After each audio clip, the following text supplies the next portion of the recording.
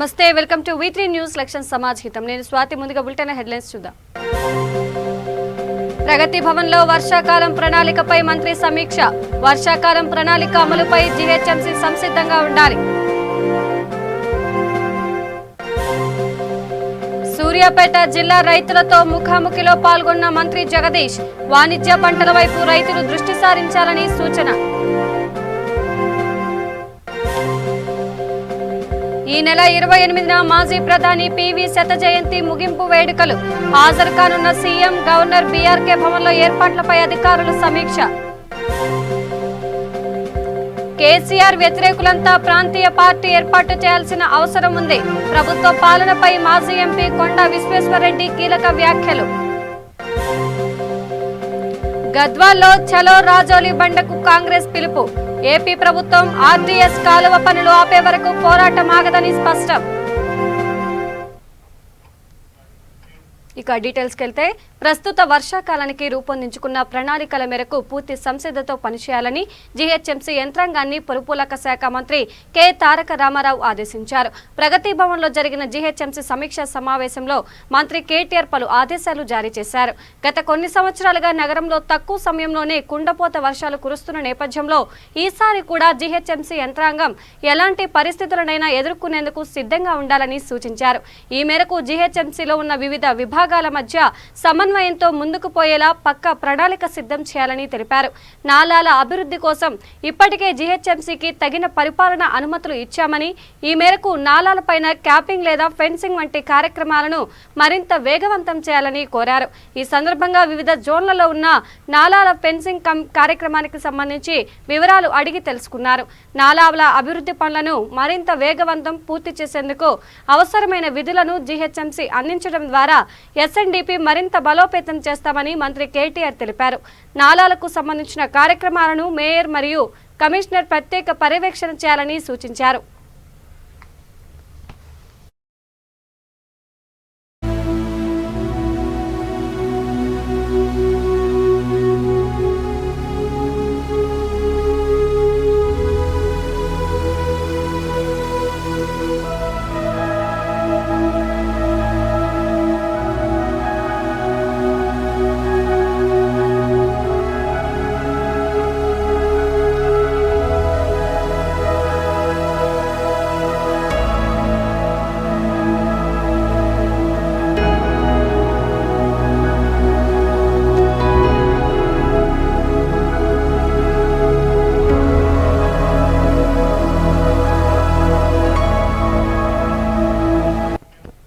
వరుస కరువులతో అల్లాడిన తెలంగాణ నేల ఇప్పుడు వ్యవసాయానికి పూర్తిగా అనుకూలంగా మారిందని మంత్రి గుండకంట్ల జగదీష్ రెడ్డి పేర్కొన్నారు.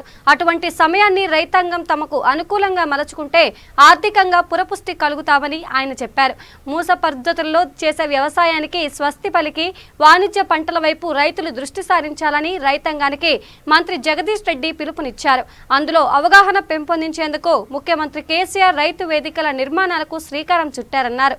సూర్యాపేట జిల్లా పెన్పహడ్ మండలం చీదెళ్ల, ధూపాడ్ గ్రామాల్లో నూతనంగా నిర్మించిన రైతు వేదికలను మంత్రి జగదీష్ రెడ్డి ప్రారంభించారు. అనంతరం ధూపాడ్లో రైతులతో మంత్రి జగదీష్ రెడ్డి ముఖాముఖి కార్యక్రమాన్ని నిర్వహించారు. ధూపాడ్ గ్రామంలో ఉన్న భూమిలో 80% పైబడి వ్యవసాయానికి అనుకూలంగా ఉందని, ఇక్కడ రైతులు చేపల పెంపకం, వేరుశెనగ, పామాయిల్ వంటి వాణిజ్య పంటల వైపు దృష్టి సారిస్తే అధిక ఆదాయం గుడివచ్చునన్నారు. ఇప్పటికే గ్రామంలో వాణిజ్య పంటలు పండిస్తూ అధిక లాభాన్ని పొందినట్లు ముఖాముఖిలో చెప్పిన రైతులను మంత్రి జగదీష్ రెడ్డి ప్రత్యేకంగా అభినందించారు.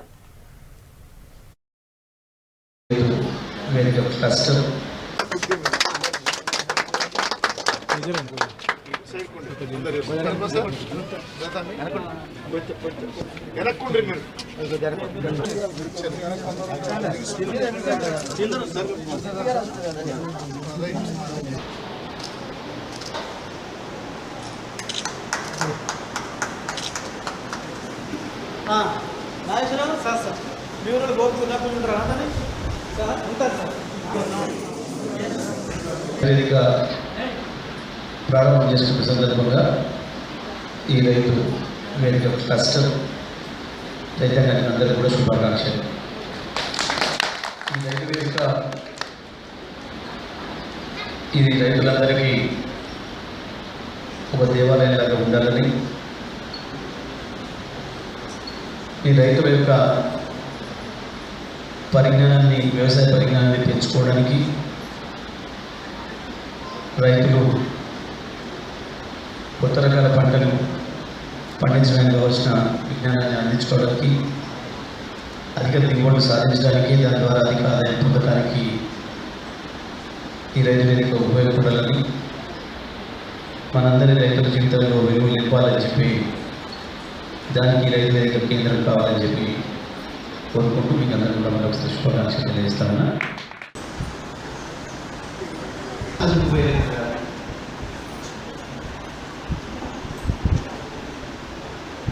నువ్వు సరే పని చేస్తున్నాడు. ఎంత ఉంది మొత్తం నీ భూమి? 7,000 కలిసి ప్లస్ 9,000, 9,000. వ్యవసాయం చేసే భూమి 7,000, దాదాపు 80% భూమి పంట సాగు అనుకూలమైన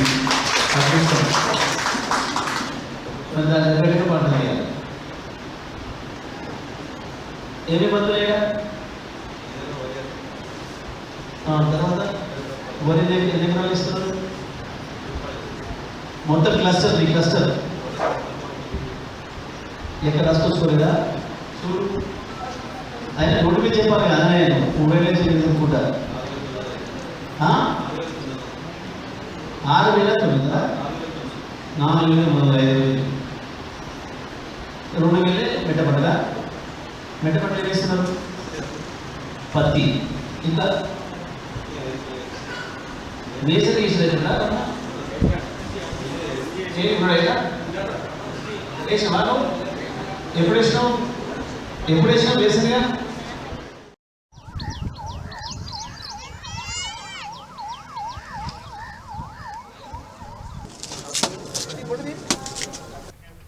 ఈ నెల 28వ తేదీన హైదరాబాద్ నక్లెస్ రోడ్లో జరిగే భారత మాజీ ప్రధానమంత్రి పివి నరసింహారావు శత జయంతి ఉత్సవాలు ముగింపు వేడుకలకు గవర్నర్ డాక్టర్ తమిళిసై సౌందరరాజన్, ముఖ్యమంత్రి కె చంద్రశేఖరరావు హాజరవుతారని శత జయంతి వేడుకల కమిటీ చైర్మన్, పార్లమెంటు సభ్యులు కేశవరావు తెలిపారు. బీఆర్కేఆర్ భవన్లో నిర్వహించిన సమావేశంలో కమిటీ చైర్మన్, ప్రభుత్వ ప్రధాన కార్యదర్శి సోమేష్ కుమార్ శత జయంతి వేడుకల ఏర్పాట్లపై సమీక్షించారు.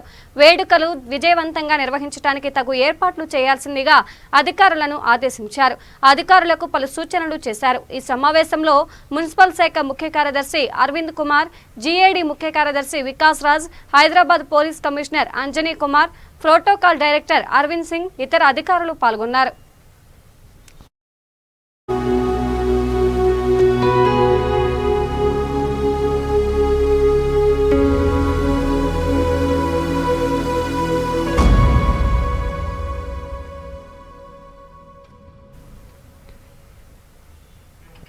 తెలంగాణ రాష్ట్రంలో మరో ప్రాంతీయ పార్టీకి అవకాశాలున్నాయని, కేసీఆర్ వ్యతిరేకులంతా ఒకతాటిపైకి వచ్చి ప్రాంతీయ పార్టీ ఏర్పాటు చేయాల్సిన అవసరం ఉందంటూ మాజీ ఎంపీ కొండా విశ్వేశ్వరరెడ్డి వ్యాఖ్యానించారు. బంజారా హిల్స్లోని కార్యాలయంలో ఉస్మానియా యూనివర్సిటీ విద్యార్థులు, వివిధ విద్యార్థి సంఘాల నాయకులతో ఆయన సమావేశమయ్యారు. అనంతరం మీడియాతో మాట్లాడుతూ పలు అంశాలపై తన అభిప్రాయాలను వెల్లడించారు. రాష్ట్రాల్లో ఒకే ప్రాంతీయ పార్టీ ఉండటంతో ప్రజాస్వామ్యానికి ప్రమాదం ఏర్పడిందని, ఒకటి కంటే ఎక్కువ ప్రాంతీయ పార్టీలు ఉండాల్సిన అవసరం ఉందన్నారు. జాతీయ పార్టీల వల్ల లాభమా, ప్రాంతీయ పార్టీల వల్ల లాభమా అనే చర్యలు జరుగుతున్నాయని పేర్కొన్నారు.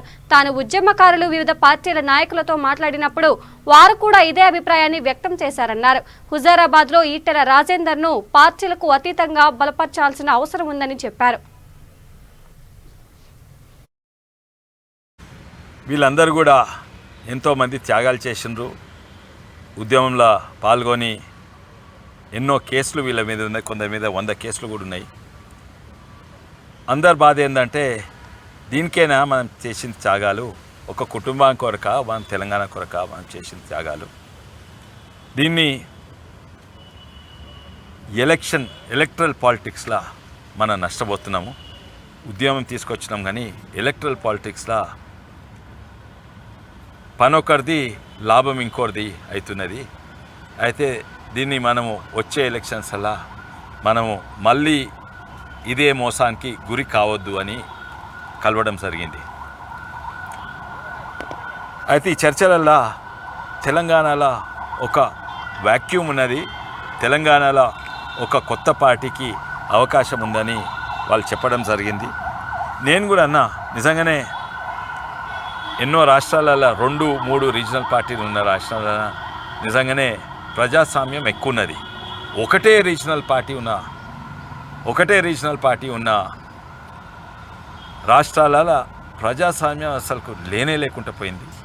మొన్న జర్నలిస్ట్ అరెస్టు, ఒక ఓయూ స్టూడెంట్ మీద దాడి, ఒక ప్రభుత్వం మీద కేసేసే లాయర్ల దంపతుల మీద హత్య, ఇవన్నీ నిజంగానే వెనకట అనేది బీహారో ఏదో కానీ ఇప్పుడు తెలంగాణనే గట్లున్నది. అయితే దీంట్లో democratic forces, anti democratic forces మధ్యలో పెద్ద యుద్ధం ఉంటుంది. కానీ మనం ముందుండే యుద్ధాలు ఏముండి ఎలక్షన్ యుద్ధమే ఉంటుంది అని ఇలా చర్చించడం జరిగింది. అయితే కొత్త రీజనల్ పార్టీ అంటే అవసరం, కానీ ఇది సాధ్యమా, కానీ మనకున్న శక్తి సరిపోతుందా, సరిపోవాలంటే ఏం కావాలి, ఇవన్నీ చర్చలు. అందరు నిజంగానే దగ్గరైతే ఒకటైతే అది సాధ్యము. కొందరు అంటారు బీజేపీ కొట్టగలుగుతుంది, బీజేపీ బలంగా ఉన్నారు, కొందరు అంటారు బీజేపీ లేనే లేదు, కొందరు అంటారు కాంగ్రెసే పార్టీ అంటారు, కానీ కాంగ్రెస్లో సగం మంది ఇటు సగం మంది అట్టున్నారు అంటారు.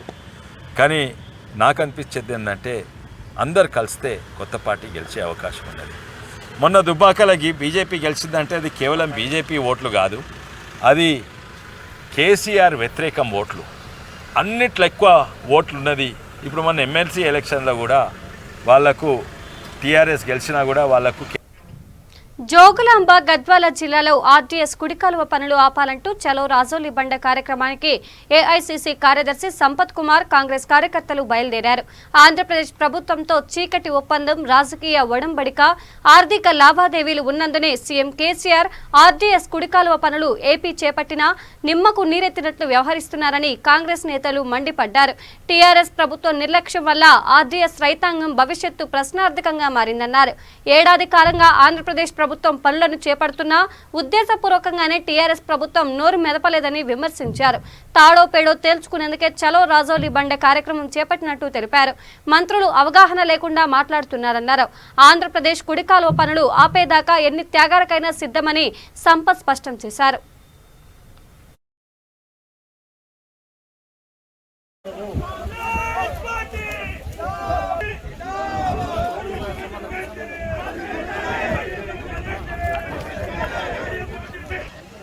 దొంగల రాజ్యం, దోపిడి రాజ్యం, ఇదేమి రాజ్యం, ఇదేమి రాజ్యం. జై కిసాన్, అసెంబ్లీ టైగర్ సంపత్ కుమార్ నాయకత్వం, అసెంబ్లీ టైగర్ సంపత్ కుమార్ నాయకత్వం.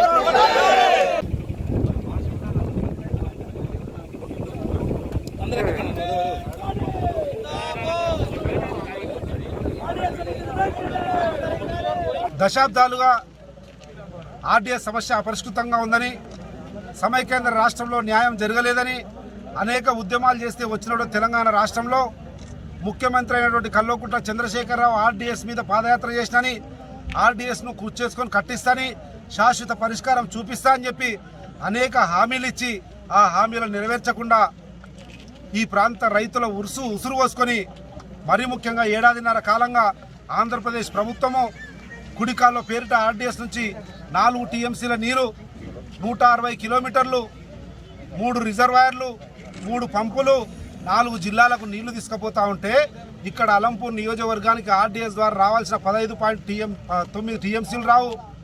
87,500 ఎకరాలు ఎండిపోతే ఎడారైతుంది అని ఎన్నిసార్లు మొరపెట్టుకున్నా గ్రహించని, వినపడని ప్రభుత్వము నిర్లక్ష్యం వహించి ఈ ప్రాంతం మీద వివక్ష చూపడం వల్ల ఈరోజు రైతులందరి పక్షాన కాంగ్రెస్ పార్టీ తరఫున ఆ రోజు 5 సంవత్సరాలు శాసనసభలో కొట్లాడి తెచ్చుకున్న తుమ్మిలో కూడా అసంపూర్తిగా ఉంది. రిజర్వాయర్లు కట్టలే, మల్లమ్మకుంట రిజర్వాయర్ లేదు, జూలకల్ రిజర్వాయర్ లేదు, వల్లూరు రిజర్వాయర్ లేదు. తూతు మంత్రం పనులైనాయి. ఎన్నికల ముందు మాత్రం ఒక్కసారి నీళ్ళు వచ్చి డుబుక్కున నీళ్లు వారిచ్చిర్రు, ఓట్లు దండుకున్నారు, పోయినరు. ఇంతవరకు మళ్ళీ నీళ్లు లేవు, రిజర్వాయర్ లేవు. ఈ రకంగా ఆర్డీఎస్ రైతులు, అలంపూర్ నియోజకవర్గ రైతులందరినీ అన్యాయానికి గురి చేసి ఎడారిగా మార్చే ప్రయత్నం చేస్తూ ఉంది. ఆంధ్రప్రదేశ్ ప్రభుత్వంతో ఉన్నటువంటి చీకటి ఒప్పందంలో భాగంగానే అన్యాయంగా ఏ అనుమతి లేకుండా, ఏ రూల్ లేకుండా, ఏ హక్కు లేకుండా అర్ధాంతరంగా నీళ్లు తీసుకుపోతూ ఉంటే చీకటి ఒప్పందంలో భాగంగా ఆర్థిక లావాదేవీల కొరకు, రాజకీయంగా లాభం కొరకు టీఆర్ఎస్ ప్రభుత్వం మమ్మల్ని నిర్లక్ష్యం చేసింది. కనుకనే తప్పనిసరి పరిస్థితులలో కాంగ్రెస్ పార్టీ తరఫున రైతులకు అండగా నిలబడాలని తాడో పేడో తెలుసుకుందాం. ప్రభుత్వం చేయలేదు, చేస్తలేదు. దద్దమ్మలు మంత్రులు మాట్లాడే విధానం చూస్తే సిగ్గు అనిపిస్తుంది. మంత్రులు మాట్లాడే పద్ధతేనా ఇది?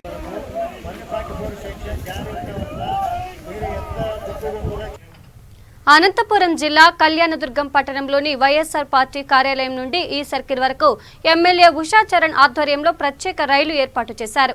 ఈ సందర్భంగా సీఎం జగన్ చేపడుతున్న సంక్షేమ కార్యక్రమాలపై సచివాలయ ఉద్యోగులు, వైసీపీ కార్యకర్తలు, నాయకులు భారీ సంఖ్యలో ర్యాలీ నిర్వహించారు. జగన్ ప్రభుత్వం నిరుద్యోగులకు ఎప్పుడు అండగా ఉంటుందని సంకేతం తెలుపుతూ భారీ ర్యాలీ చేపట్టారు. ప్రతిపక్షాలు చేస్తున్న దుష్ప్రచారాలు చేస్తున్నాయని వారు ఆరోపించారు. కరోనా సమయంలో కూడా ఆర్థిక ఇబ్బంది ఉన్నా వాటిని లెక్క చేయకుండా ఉద్యోగ క్యాలెండర్ను ప్రకటిస్తే దీనిపై విమర్శలు చేయడం తగదని హితవు పలికారు. జగన్ ప్రభుత్వం అన్ని రకాలుగా ప్రజలను ఆదుకోవడానికి కష్టపడి పనిచేస్తోందని, ప్రజా సంక్షేమం కోసం, ఉద్యోగ కల్పన కోసం ఎంతవరకైనా పోరాటానికి సిద్ధంగా ఉన్నారని తెలిపారు. తన పాదయాత్రలో మాటిచ్చినారు. ప్రతి ఒక్క మాటని ఆయన కళ ద్వారా, అంటే గ్రామ స్వరాజ్యాన్ని లక్ష్యంగా ఈరోజు మన ముఖ్యమంత్రి గారు ప్రతి ఒక్క పంచాయతీలో కూడా ఒక సచివాలయం, తద్వారా ఆ వ్యవస్థని మరీ చురుకుగా పనిచేయ విధంగా వాలంటీర్స్తో మనం పనిచేయించుకుంటున్నాం. అది చూస్తున్నాం.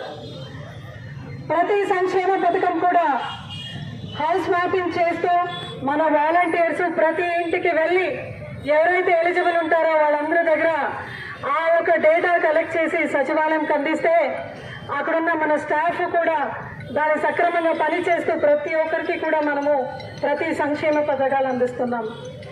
గతంలో మనం చూసినాం, చంద్రబాబు నాయుడు గారు కేవలం ఒక జన్మభూమి కమిటీ పెట్టి వాళ్ళు ఈ పార్టీ, వాళ్ళు ఆ పార్టీ అని చెప్పి చాలా మందికి అన్యాయం చేసే ఒక తరుణం మనం చూసినాం. ఆపోజిషన్ లో ఉన్నప్పుడు, గ్రామంలో పోయినప్పుడు మాట్లాడేది నేను విన్నాను.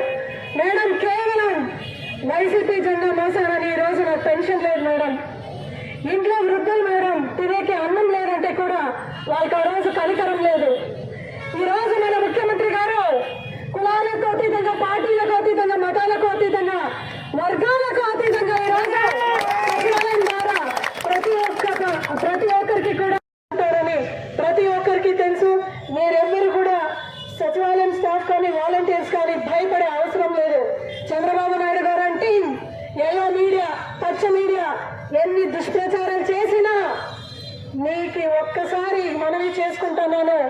జగనన్న మాటిస్తే ఒక్కసారి కాదు, ప్రతి ఒక్కసారి కాదు, మరొకసారి కాదు, ఎల్లప్పుడూ కూడా మీతో ఉంటే మీ యొక్క జాబ్స్ ని పర్మనెంట్ చేస్తాం. ఖచ్చితంగా మేము పర్మనెంట్ చేస్తాము. మీ అందరికీ కూడా న్యాయం చేస్తాము. పెద్ద పదవులు మీరు పోతూ ఇంకా పెద్ద పదవులు మీరు పోతారు. మీరందరూ కూడా ఈ సభ్య సమాజంలో కూడా మీరు ఒక గవర్నమెంట్ ఎంప్లాయీగా ప్రతి ఒక్కరితో అడుగులో అడుగు వేసి గర్వంగా మీరు ముందుకు పోవడానికి ఈ వైఎస్ఆర్సీపీ పార్టీ, మా జగనన్న, నేను ఎల్లప్పుడూ కూడా మీతో మేము ఉండి కృషి చేసి మీకు న్యాయం చేస్తామని చెప్తున్నాను.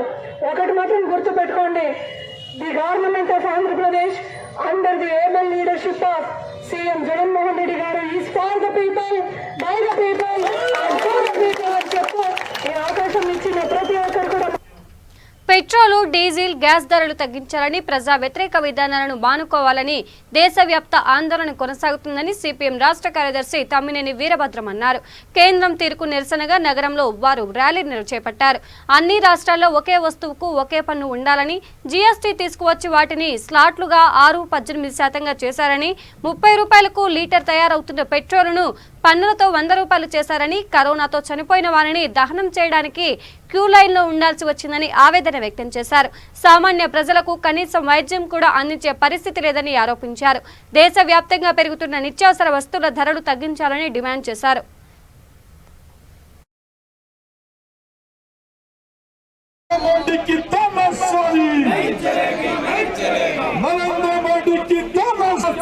తగ్గించే వరకు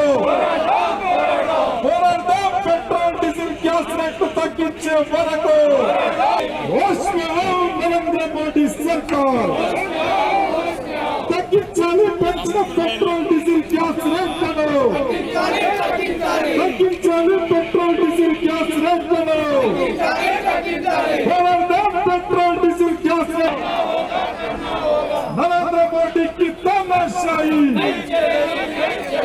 नरेंद्र मोदी की तानाशाही मोदी सरकार मुर्दाबाद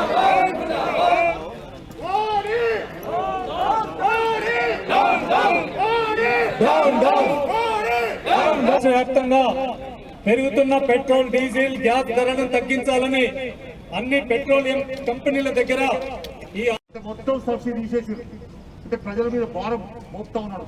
కానీ ప్రజల మీదనేమో పన్నుల మూత, కార్పొరేట్ సంస్థలకేమో రాయితీల మూత. వాళ్ళకి రాయితీ ఇస్తాను. ఈ సంవత్సరమే 6 లక్షల కోట్ల రూపాయల రాయితీకి బడ్జెట్లో ప్రవేశపెట్టారు.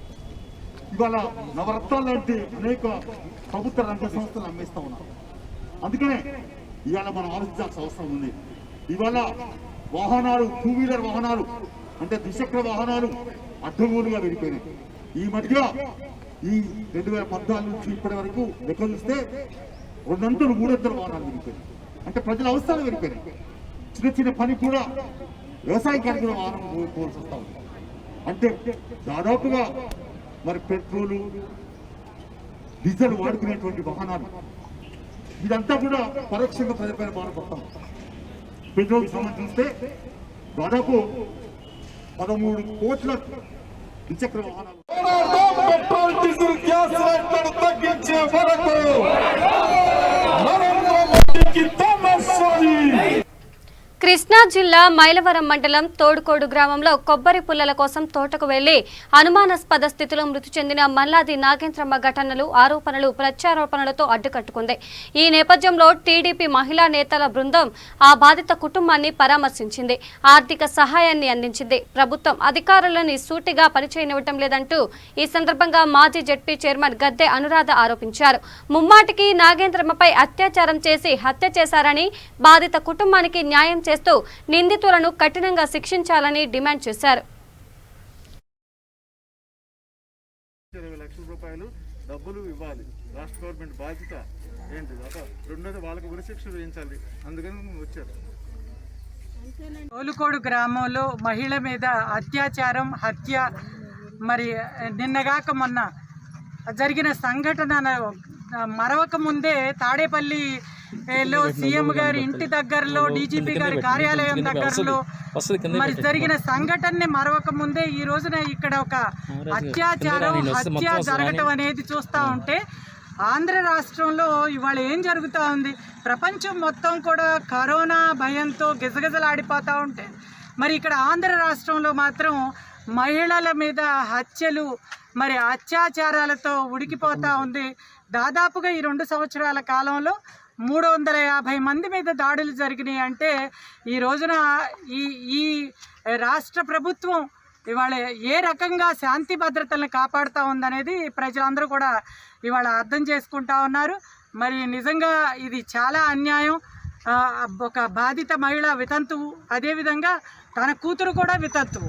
ఇవాళ వాళ్ళకి అండగా ఉండే ఈ మహిళ తన భుక్తి కోసం ఒక ఉపాధి కూలీగా పనిచేస్తూ మరి కొబ్బరి తోటలో పనిచేసుకోవడానికి వెళ్తే అక్కడ పట్టపగలు 3 గంటల సమయంలో ఆమె మీద అత్యాచారం, హత్య జరిగినాయి. అంటే దీని గురించి ఇవాళ ఏ రకంగా ఈ ప్రభుత్వం పనిచేస్తూ ఉంది?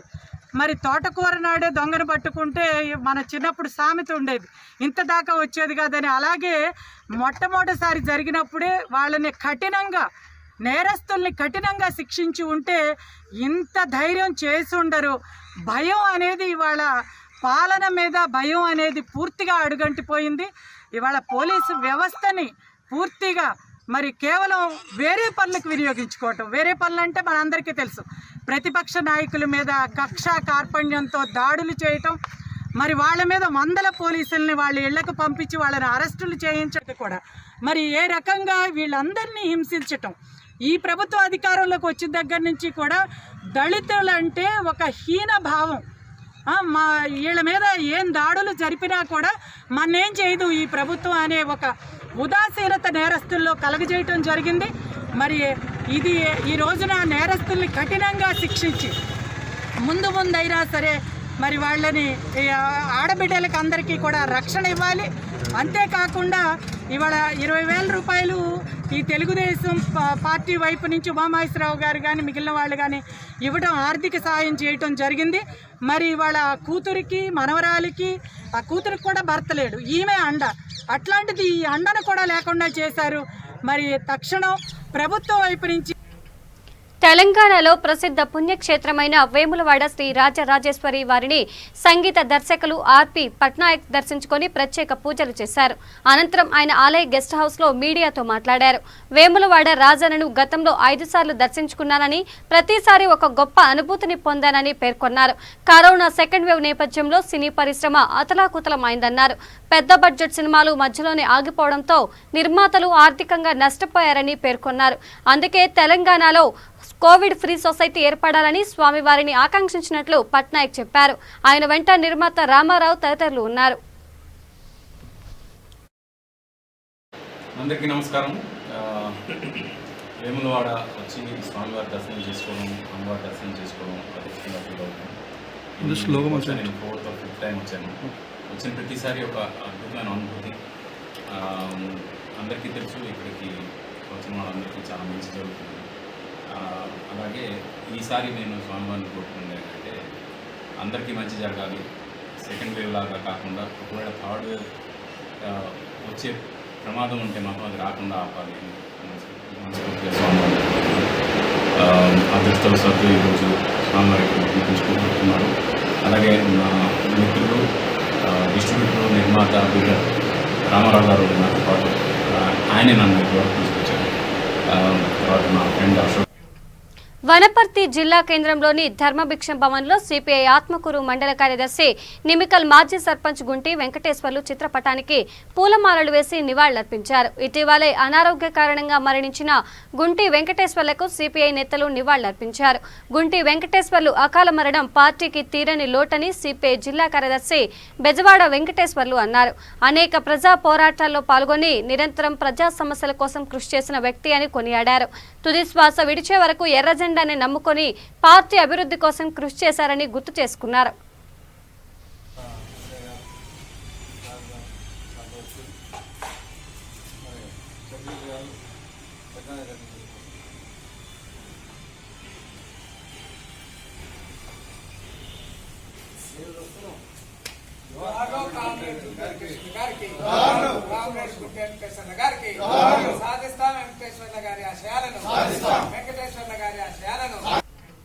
బులెటిన్ ముగించే ముందు హెడ్లైన్స్ మరోసారి చూద్దాం. ప్రగతి భవన్ లో వర్షాకాలం ప్రణాళికపై మంత్రి సమీక్ష. వర్షాకాలం ప్రణాళిక అమలుపై జీహెచ్ఎంసీ సంసిద్ధంగా ఉండాలి. సూర్యాపేట జిల్లా రైతులతో ముఖాముఖిలో పాల్గొన్న మంత్రి జగదీష్. వాణిజ్య పంటల వైపు రైతులు దృష్టి సారించాలని సూచన. ఈ నెల 28న మాజీ ప్రధాని పివి శత జయంతి ముగింపు వేడుకలు. హాజరు కానున్న సీఎం, గవర్నర్. బీఆర్కే భవన్ లో ఏర్పాట్లపై అధికారుల సమీక్ష.